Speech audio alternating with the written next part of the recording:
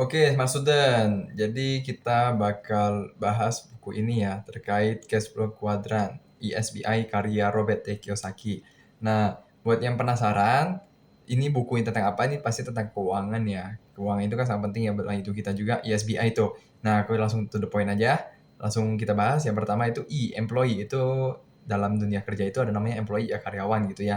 Yang misalnya karyawan swasta, kerja di bank atau seperti apa. Lalu juga self employee. Self employee itu seperti freelance, dia paid by project gitu. Contohnya itu freelance desain grafis atau freelance fotografer. Nah, terus ada juga BI, business owner gitu di kuadran sebelah kanan tuh. Itu namanya ya pengusaha, kita bisa dibilang kan pengusaha.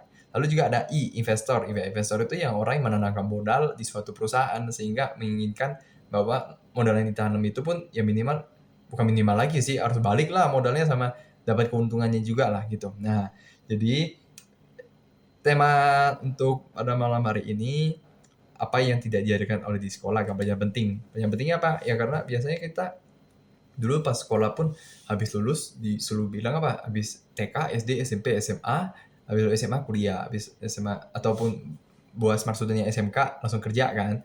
Nah, kerja itu masuk ke mana? Ya sebenarnya masuk ke employee nih, ini kuadran ini.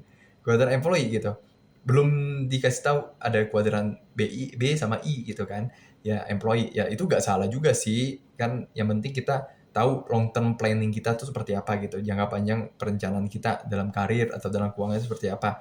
Kalau misalnya dari employee terus di karyawan terus, ya mau sampai kapan? Mau sampai berusia berapa, 60 70 gitu, ya itu balik lagi ke individu masing-masing ya. Nah, terus ada juga saya employee, ya itu kan musiman juga kalau saya employee, paid by project. Ada yang misalnya dibayar 10 juta, proyeknya kerja sebulan, tapi ada tim kan. Berarti kalau misalnya timnya ada 4 orang, dibagi dong berarti ya. Iya dibagi, berarti kan 2,5 juta tuh.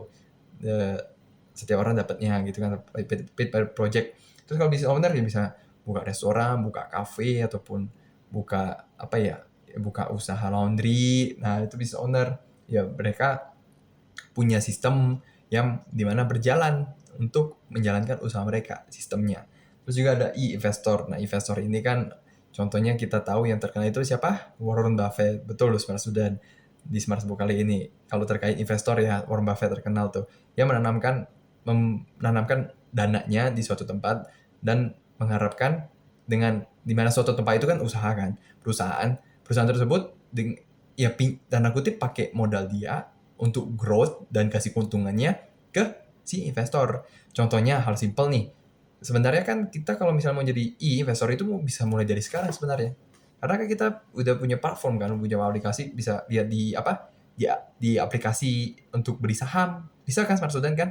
Kita beli satu lot kan 100 lembar. Misalnya satu lembarnya 50 perak. 50 perak berarti satu lot 5.000 berarti.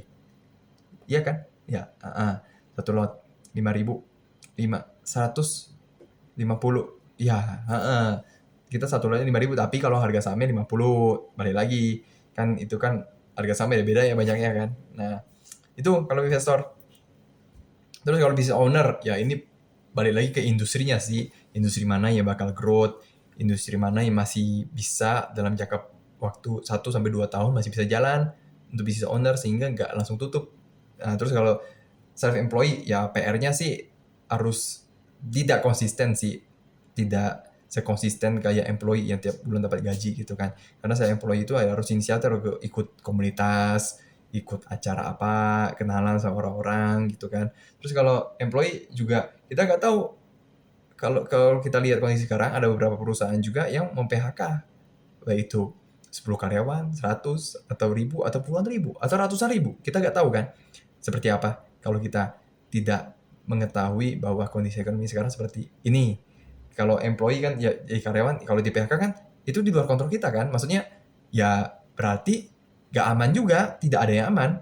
Tadi kan kalau employee berarti gak aman kalau di PHK. Self employee juga gak aman kalau projectnya gak ada musimnya.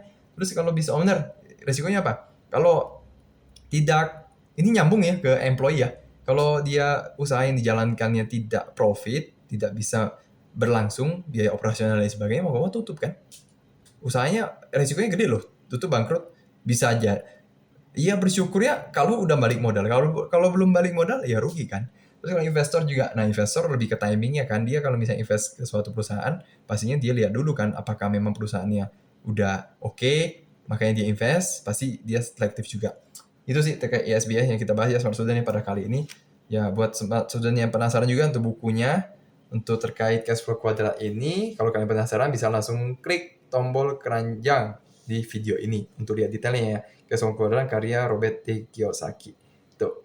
Semangat dan selalu salam cerdas.